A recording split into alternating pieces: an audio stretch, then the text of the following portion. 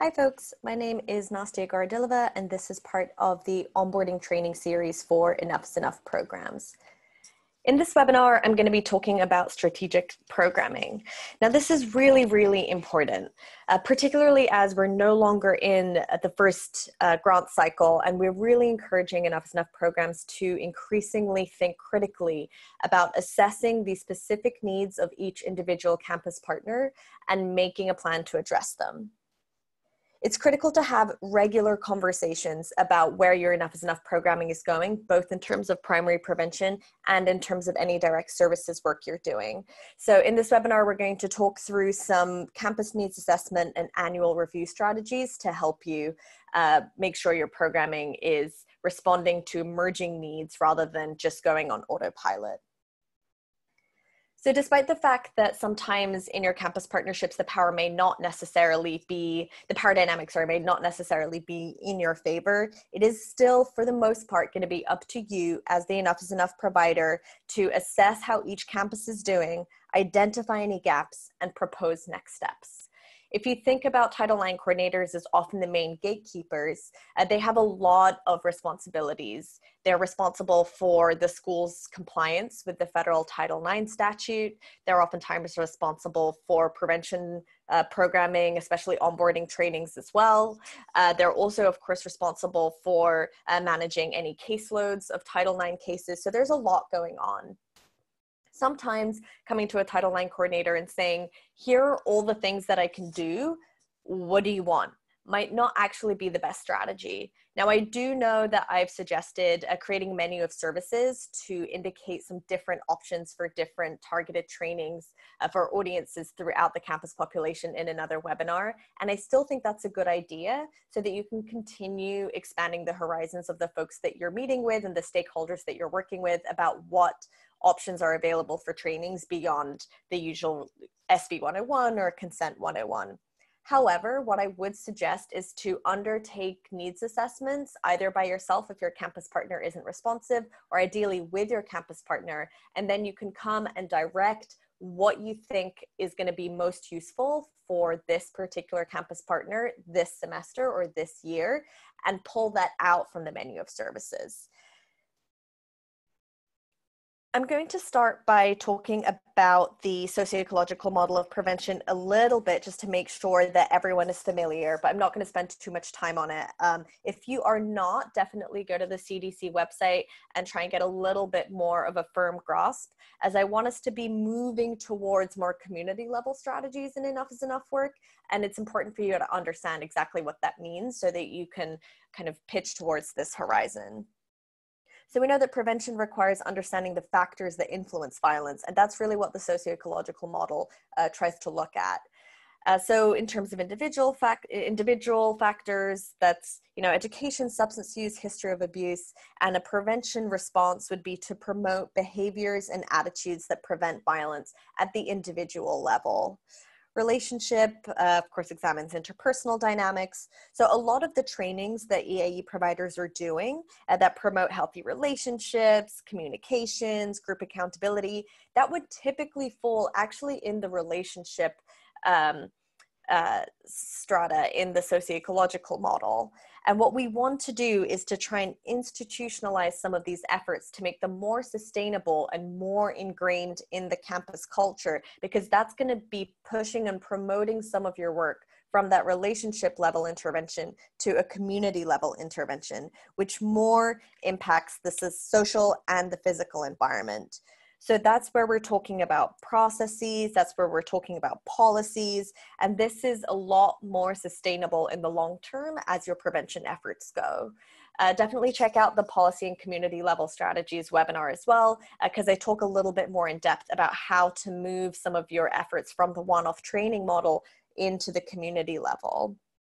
Societal level, I tend to kind of conflate these when I'm talking about college and university partners. The societal level, of course, talks about changes in cultural and social norms, which is really critical. But sometimes if we're looking at a campus environment as its own little mini society, when we're talking about changing the sociocultural norms, and that might mean, for example, moving from having MVP, Mentors in Violence Prevention, as an optional option for anyone who's interested.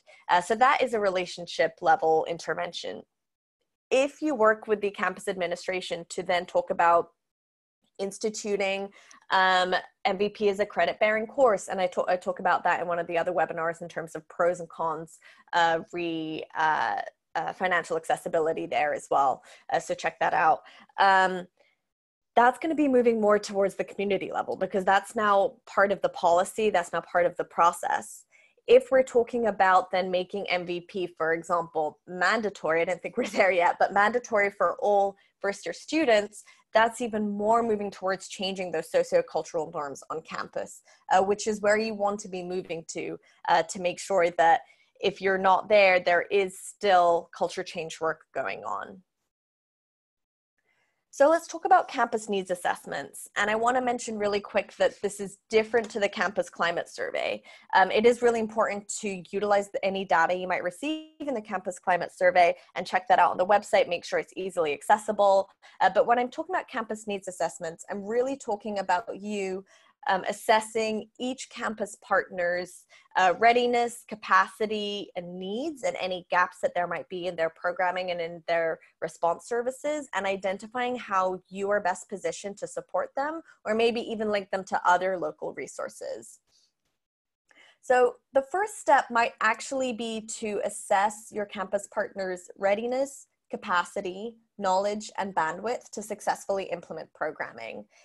If the stakeholder that you're talking to, or the main gatekeeper that you're talking to, is at a point where they recognize that sexual harm is a problem, they recognize that it is a problem on all college campuses, including theirs, but they just don't know what to do about it, that's going to require a really different approach than if you're working with a gatekeeper who doesn't really think it's that much of an issue here. And we do know that that is still the case on quite a few college and university campuses across the state and indeed the country. So identifying where your campus community is, as well as where each stakeholder that you're communicating with is going to be an important first step. And you can even undertake a quick community readiness assessment to try and figure that out. I actually think if you have the capacity to think through for each of your campus partners, where is my read on where the campus community as a whole is? So that can be looking at existing resources, that can be looking at student groups, that can be looking at whether or not dedicated conversations have been had about this issue on campus. Has the school newspaper covered it? Even some of those kind of climate feel questions can give you a good gist of where the campus partner is at as a whole, as a community. And again, if you have capacity, I actually think it would also be really useful, and some programs have found this to be a really successful strategy, although it does require some more prep work up front, is to then do the same for each of your stakeholders or each of your gatekeepers to the campus community. So if you're working with the Res Life director and the Title IX coordinator and the LGBTQ center director, having a quick temp check and trying to identify where each of these partners is at regarding their readiness for sustainable culture change work regarding sexual harm can actually really help you identify what the most successful outreach strategy is to promote with each person, because likely might be different. So when you've done a little bit of work assessing the community readiness, there is some other prep work that you can do before engage in conversation with your campus partner. Now, I really have these conversations annually if possible. This is one of the places where being a new enough provider actually gives you a benefit, because it can be difficult if you've been with a partner for a few years and haven't done a needs assessment before to try and institute a change in dynamic where now we're getting every summer to identify kind of the growth, the gaps, and future programming for the coming academic year. You've never done that.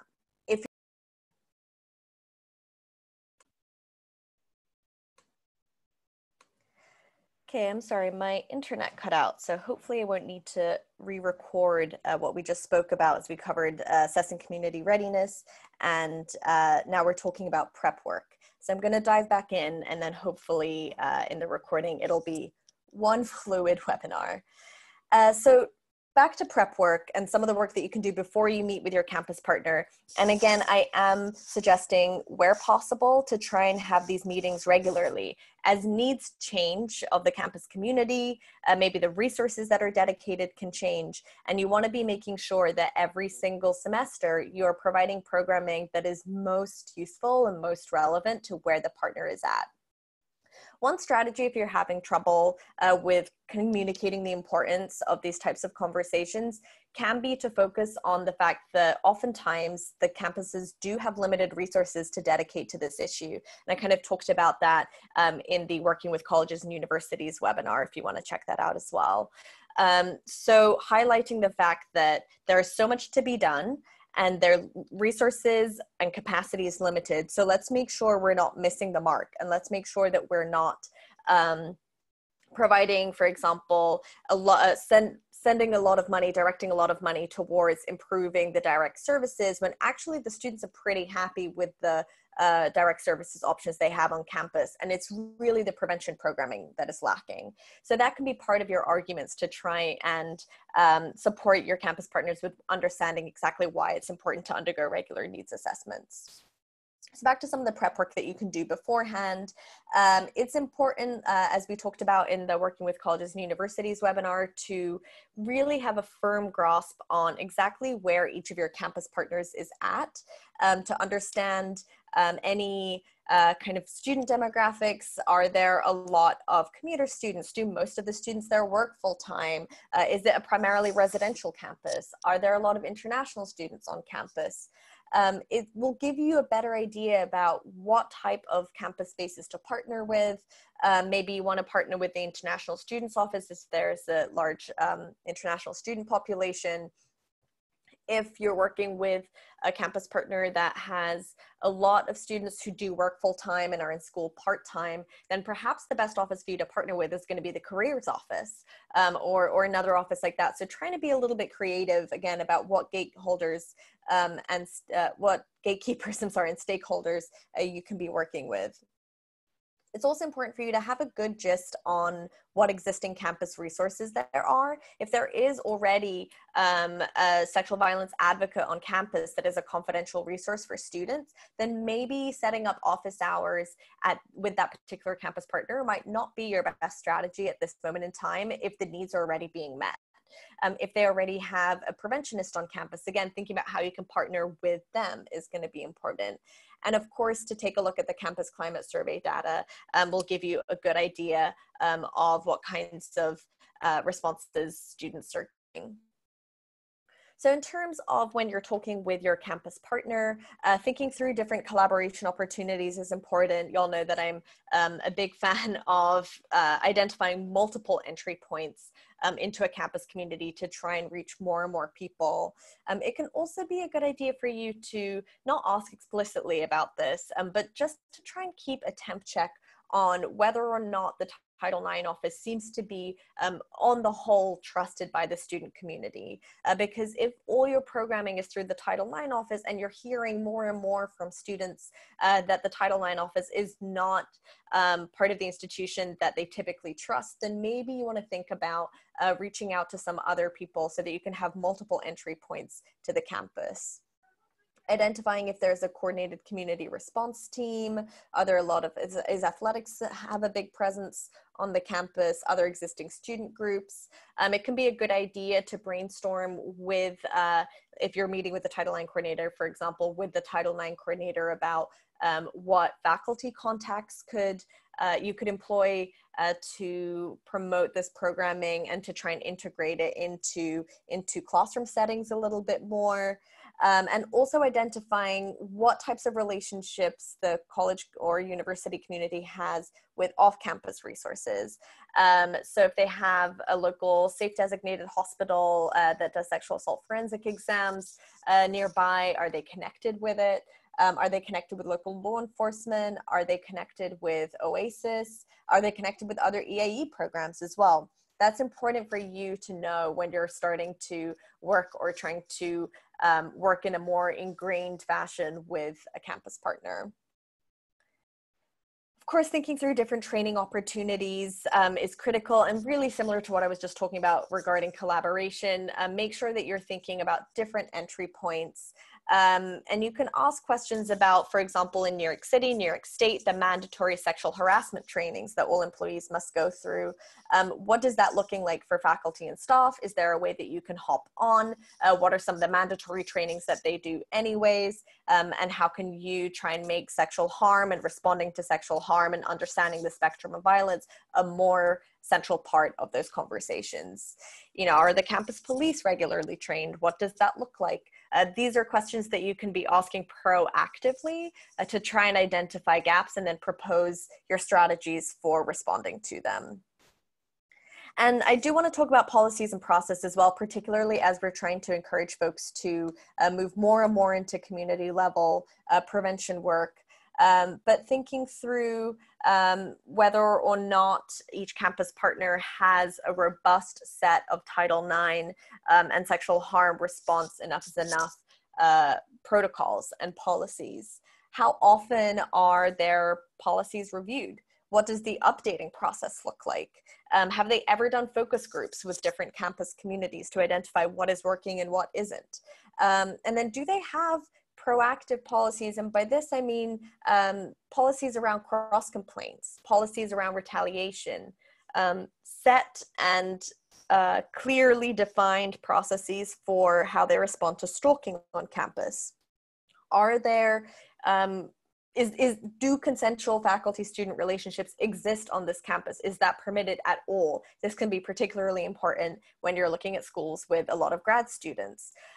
It doesn't mean, I will highlight, that you should be the one proposing what this policy should look like. As the Enough is Enough coordinator, make sure you're not slipping into the role of legal counsel. That should be done internally. However, if you notice that there are gaps in their policies, the role that you can take on is pointing out that gap and saying, I think it would be really great actually if you made sure that you had a policy in place, because it's going to be a lot messier if this happens and there's no policy and you're figuring it out as you go along. That could leave you vulnerable. So it can be your role to identify some of these gaps and then leave it up to them to fill them. And a good place to have these conversations can be during a campus needs assessment.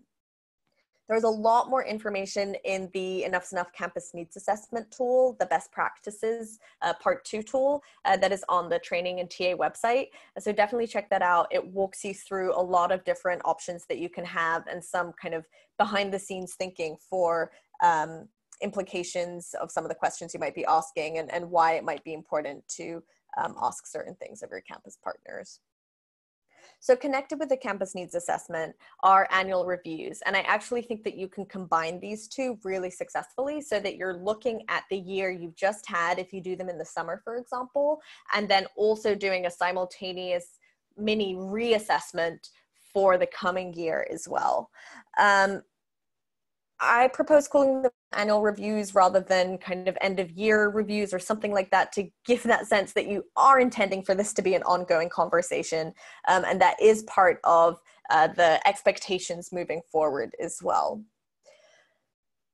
A good idea is always to provide an overview of the past academic year. You know, if you use charts or figures or something, if that's something that you like doing, that's a great place to use that skill. But identifying which populations you've trained, the trainings that you've done. If you've already had conversations in the previous year about goals you would like to achieve, whether or not they had been reached. So if you identified with your main campus partner that you want to make sure that all the student leaders are trained, mentioning whether or not that target was reached is going to be really important. If any of the targets weren't reached, that's something to refocus energies on together in the coming year.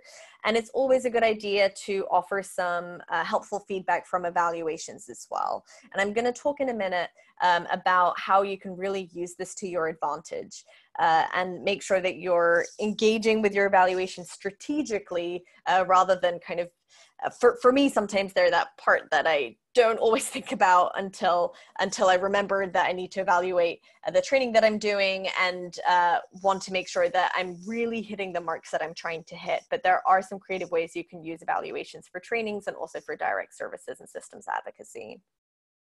Then the really key part with the annual reviews are those recommendations for the coming year. So for example, if you're working with a school that you don't have a signed MOU with yet, you just have a letter of agreement, putting in your recommendations for the coming year that you would like to move forward with a formal MOU, that can be a great place to re-plug that. If you have mainly been doing one-off trainings, but you've identified some communities on campus that could really benefit from some ongoing sustainable prevention work, then identifying some ingrained community level strategies at this point can be a great place again to plug it and start to elevate your work year by year and work more and more intentionally with each campus partner every single year. So I want to give a little example of how you could use some of these strategic programming approaches. So let's take training faculty as an example here. Let's say that you are working with a school where you've identified that the faculty aren't really getting trained. They're not getting any in-person training. They are kind of, the school isn't in violation of anything. They are doing at least the online mandatory sexual harassment training, but you don't think that it's quite enough. You have a conversation in a campus needs assessment meeting with your campus partner. Maybe you're working with the Title IX coordinator as your main campus partner and you're talking with them in a campus needs assessment meeting, and you propose that you've identified faculty as a population on campus that could benefit from some prevention training. Let's say perhaps that the Title IX coordinator is resistant or reluctant, or maybe they just say that, that's actually a really hard population for us to train, unless there's a kind of a real reason. I really struggle to get them in the room. And I'm just kind of coming up with this as an example to demonstrate how you could use some of the approaches we've talked about today to push the work forward. So you keep doing the campus needs assessment, you identify some other trainings that you want to do, and you start working on those in the academic year. Now, in your evaluations, and I talk about this in the brief evaluations webinar as well, a good idea for a question to include can be what other group or what other community on campus could benefit from this training. And then, when the participants or the students or what have you are filling out their training evaluations, you can kind of just mention a few suggestions just to give folks an idea of what that question means. So if you said, like, for example, faculty or campus police or the deans or the Greek council or student government or what have you. Let's say as you're looking at all your evaluations, you identified that there is actually a trend, and a lot of students are naming that faculty could benefit from some more prevention trainings. You collect that data, and then at your annual review meeting, you come back, you share the populations that you've trained, you pull out some quotes of particularly successful feedback that you've had, and when you're talking about recommendations for the coming year, you can point out that, oh, I actually wanted to share that, 62% of students who filled out the training evaluations mentioned faculty as a group that could really benefit from some trainings on campus. So just in response to that, to make sure that, the work that we're doing isn't ending with the students, but is really infiltrating the entire campus community, let's talk about doing a couple of trainings with some faculty just to try it out. So then maybe you ask for some contacts of faculty that are particularly responsive or that are, have an invested interest in the issue. And let's say the head of the biology department worked on sexual harm in a prior career. So you train the biology department at least. You work with them and you come to their faculty department meeting, you train the biology department, then the biology head of the biology department says, hey, this was really great. Let me connect you with a few other professors. You get some training evaluations from them. And then the next year at the annual review meeting, you can share some of that positive feedback that you've received from training the faculty that you have trained. And you can talk about, hey, this has been really successful. Let's think now about how to make this a more institutionalized approach. I would love to train every single faculty member, department by department, throughout the coming year. And that could just be a policy that it's mandatory that I come and train your department in one of your existing departmental meetings every year or every semester. Or perhaps you decide that you find out that they do indeed do in-person sexual harassment trainings now, and you would love to hop on and do half an hour there. And that would just be a given every year. You're part of that programming. That's how you're pushing this into a community level approach, into more sustainable prevention work. So that's kind of just a little mini example about how you can take something from a campus needs assessment meeting, using your evaluations to maybe start filtering in some one-off trainings and try and then use that to push for more community level, longer term strategies. I'm going to talk more about those in the webinar on policy and community level work. So make sure you check that one out as well.